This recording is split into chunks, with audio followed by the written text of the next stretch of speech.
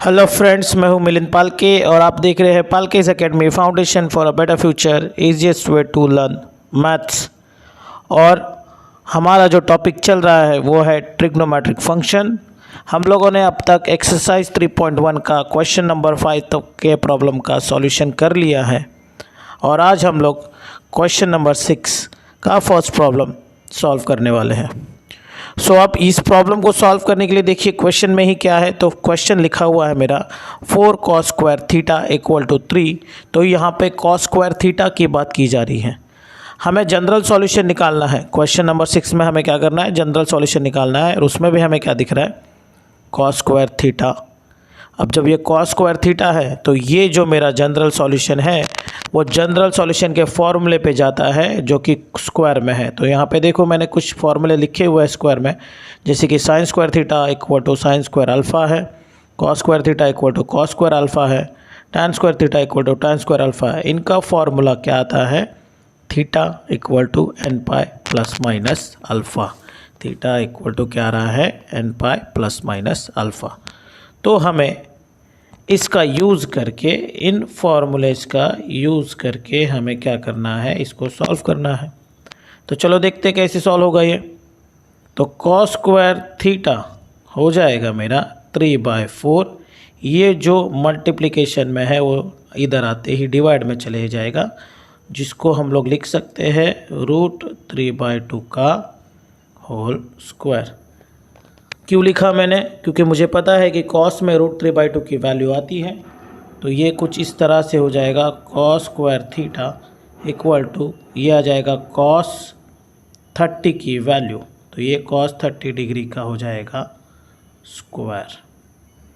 इसको अगर रेडियन में हम लोग कन्वर्ट करेंगे तो ये हो जाएगा cos स्क्वायर π/6, cos स्क्वायर π/6। तो अब ये मेरे हिसाब से सेकेंड फार्मूले के हिसाब से दिख रहा है, या सेकेंड फार्मूले को वो क्या कर रहा है, सेटिस्फाइड कर रहा है। cos स्क्वायर थीटा है तो यहाँ पे भी cos स्क्वायर थीटा है, और यहाँ पे जो एंगल है उसको मैं नाम दे दूँगा अल्फ़ा।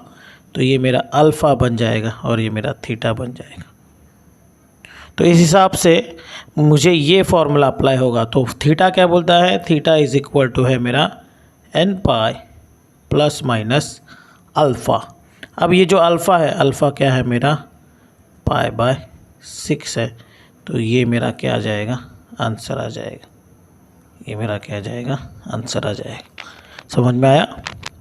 ठीक है, चलो बात करते हैं अभी सेकंड प्रॉब्लम की। सेकंड प्रॉब्लम है हमारा 4 sin square theta equal to 1। अब ये जो 4 है मल्टीप्लिकेशन का जाएगा डिवाइड में, तो sine square theta is equal to बन जाएगा 1/4। और ये 1/4 किसका स्क्वायर होता है, तो ये 1/2 का स्क्वायर होता है। तो sine square theta is equal to बन जाएगा मेरा 1/2 का स्क्वायर। अब चेक करते हैं कि 1/2 साइन में आता है क्या। हाँ आता है। तो किस में आता है, कौन से एंगल में, तो साइन 30 में आ जाता है वो। अगर इस 30 को अगर मैंने कन्वर्ट कर दिया रेडियन में तो ये आ जाएगा साइन स्क्वायर π/6 आ जाएगा, π/6। तो अभी sine square theta equal to क्या आ रहा है, साइन स्क्वायर अल्फ़ा आ रहा है। तो ये मेरा थीटा है, ये मेरा अल्फ़ा है। तो उसके अकॉर्डिंग टू देखो, इस फॉर्मूले के हिसाब से अगर हम लोग जाएंगे तो sine square theta equal to sine square alpha क्या मिलेगा मुझे, theta equal to n pi plus minus alpha. तो ये जो थीटा है मेरा वो किसके बराबर आएगा, n pi plus minus alpha. Alpha क्या है मेरा, π/6। तो ये मेरा आंसर है। ठीक है, अब हम देखने जा रहे हैं क्वेश्चन नंबर 6 का थर्ड प्रॉब्लम, जो कि है cos 4 theta equal to cos 2 theta. अब ये फॉर्मूले में ना ही स्क्वायर है, स्क्वायर नहीं है तो स्क्वायर वाले फॉर्मूले तो जनरल सॉल्यूशन के लगेंगे नहीं।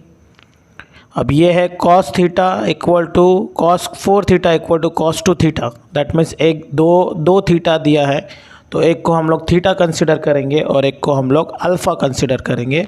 तो हमें फॉर्मूला मिलेगा cos theta equal to cos alpha के जैसा, which is implies that theta equal to क्या आता है 2n pi plus minus alpha, 2n pi plus minus alpha. So अब यहाँ पे हम लोग क्या करेंगे कि इसको हम लोग मान लेंगे थीटा और इसको हम लोग मान लेंगे अल्फ़ा। तो बाय दिस फॉर्मूला हमारा जो थीटा है, दैट इज़ थीटा क्या है अभी अपना 4 थीटा, वो किसके बराबर आएगा, वो आ जाएगा 2n pi plus minus alpha के बराबर आ जाएगा। तो अल्फ़ा क्या है मेरा 2 थीटा है, तो ये इस तरह से आ जाएगा।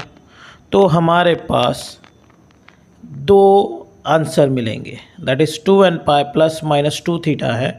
तो एक बारी हम लोग प्लस ले लेंगे, तो 2n पाई प्लस 2 थीटा हो जाएगा, और एक बार हम लोग क्या लेंगे 4 theta is equal to 2n pi minus 2 theta ले लेंगे। अब ये प्लस 2 थीटा यहाँ पे जाएगा तो माइनस हो जाएगा, तो 4 theta minus 2 theta is equal to 2n pi बन जाएगा। ये 4 थीटा ये माइनस यहाँ पे आ जाएगा तो ये प्लस 2 थीटा बन जाएगा, ये आ जाएगा 2n पाई। फिर ये जो 4 थीटा में से 2 थीटा जाएगा तो क्या मिलेगा 2 थीटा इक्वल टू 2n पाई, और ये 6 थीटा बनेगा 2n पाई। ये दोनों भी 2 2 है तो 2 2 गेट कैंसल्ड, थीटा मुझे मिलेगा n पाई। यहाँ से 2 से डिवाइड करेंगे तो यहाँ पे आएगा 3, तो ये 3 थीटा मिलेगा मुझे n pi. Theta n pi मिल चुका है, अभी इसमें कुछ करेक्शन नहीं करने या तो कुछ कैलकुलेशन नहीं करने। ये 3 थीटा है, हमें थीटा अकेला चाहिए रहता है, तो ये 3 क्या हो जाएगा फाइनली डिवाइड में चला जाएगा, that is n pi upon 3 हो जाएगा। तो ये मुझे अगेन एक थीटा मिलेगा, और यहाँ पे दोनों भी n क्या है बिलोंग्स टू इंटीजर है। तो इस तरह से ये प्रॉब्लम भी सॉल्व हो गया। तो हमारे पास दो आंसर आ गए, एक theta equal to n pi और एक theta equal to n pi by 3। ठीक है, समझ में आया? ओके। अब हमारे पास तो ये दो सॉल्यूशन आ गए हैं, theta equal to n pi, theta equal to n pi by 3। और मैंने आपको प्रिंसिपल सॉल्यूशन में भी बताया था कि जो सबसे पहले आएगा वही हमारा सॉल्यूशन हो जाता है। तो यहाँ पे n पाई बाई 3 और n पाई बाई 3 में स्मॉलेस्ट ये है, तो ये पहले आएगा, तो ये हमारा बन गया general solution, that is theta equal to n pi by 3। ठीक है, तो इस तरह से ये क्वेश्चन नंबर 6 पूरे का पूरा कंप्लीट सॉल्व हो चुका है। अब हम लोग जाएंगे क्वेश्चन नंबर 7 की ओर। क्वेश्चन नंबर 7 का आप पहला problem that is sine theta equal to tan theta. Question number 7 में जो भी प्रॉब्लम है तीनों के तीनों प्रॉब्लम अलग अलग तरीके से सॉल्व होते हैं। तो पहला प्रॉब्लम देखते हैं, that is sine theta equal to tan theta. तो इसको मैं लिख सकता हूँ sine theta is equal to tan theta को क्या लिख सकते हैं हम लोग, sine theta upon cos theta. अब ये साइन साइन कैंसिल हो जाएगा तो यहाँ पे बचेगा 1, यहाँ पे भी बचेगा 1। तो कॉस थीटा की वैल्यू आ रही है 1, कॉस थीटा की वैल्यू क्या आ रही है 1। और कॉस थीटा 1 कब आता है, कॉस थीटा 1 कब आता है, तो जब कॉस थीटा इक्वल टू 1 कब आएगा, जब कॉस की वैल्यू 0 डिग्री होगी। तो ठीक है, कॉस की वैल्यू क्या हो जाएगी 0 डिग्री। तो इसी हिसाब से कॉस थीटा मेरा किसके बराबर आ रहा है, कॉस 0 के बराबर आ रहा है। सो अब ये इसके जैसा हो गया, cos theta equal to cos alpha के जैसे हो गया। ये किसके जैसा हो गया, cos theta equal to cos alpha के जैसे हो गया। तो अभी हमें वहाँ पे cos theta equal to cos alpha का फॉर्मूला लगाना है। ठीक है, so cos theta equal to cos alpha का फॉर्मूला हमें लगाना है। तो cos theta equal to cos alpha का फॉर्मूला आता है theta equal to 2n pi plus minus alpha.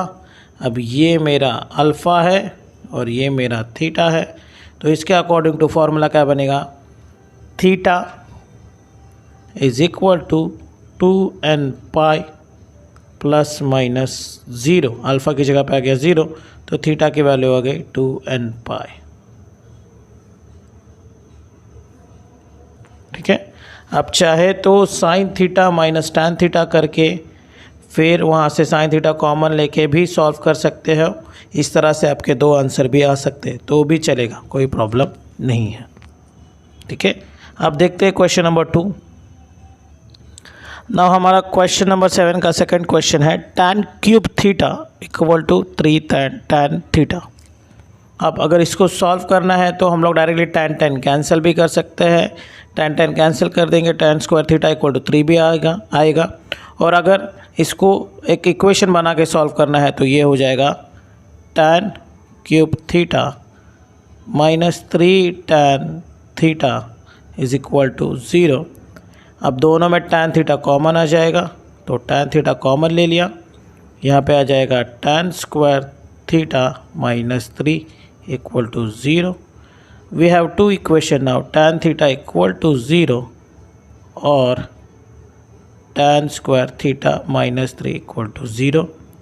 अब ये जो tan थीटा इक्वल टू 0 है और ये tan square theta equal to क्या बन जाएगा, -3 यहाँ पे जाएगा तो +3 बन जाएगा। अब tan थीटा इक्वल टू 0 ऐसे ही रहा और ये tan square theta equal to बन जाएगा √3 का स्क्वायर, ये बन जाएगा √3 का स्क्वायर। ठीक है, अब ये tan square theta equal to √3 tan कब आता है, तो tan √3 60 पे आता है, तो ये हो जाएगा tan π/3 का स्क्वायर, tan π/3 का स्क्वायर।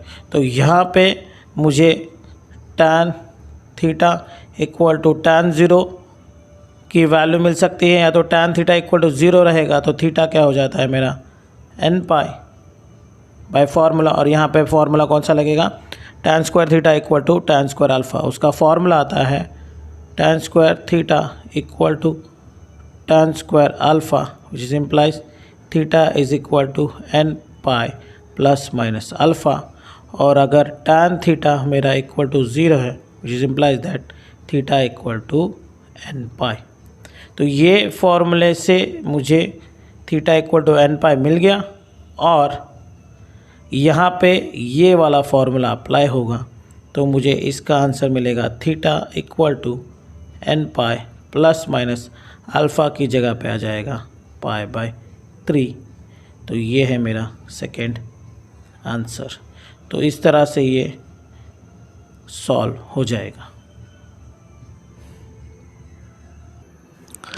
नाउ क्वेश्चन नंबर 7 का third problem, that is cos theta plus sine theta equal to 1।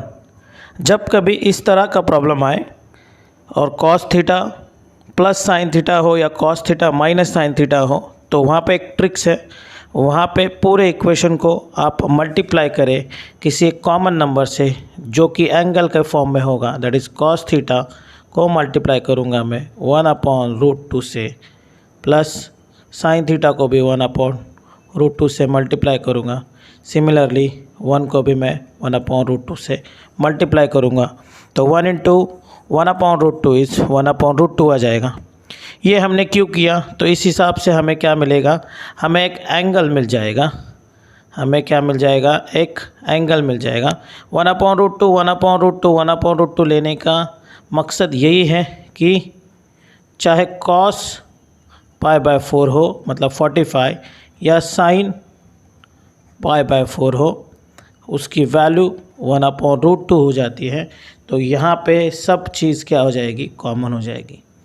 तो अब यहाँ पे 1/√2 को मैं क्या ले सकता हूँ, cos π/4, जो कि मैंने यहाँ पे लिख दी है उसकी वैल्यू, यहाँ पे आ जाएगा cos थीटा प्लस यहाँ पे sin π/4, यहाँ पे आ जाएगी sin theta which is equal to 1/√2।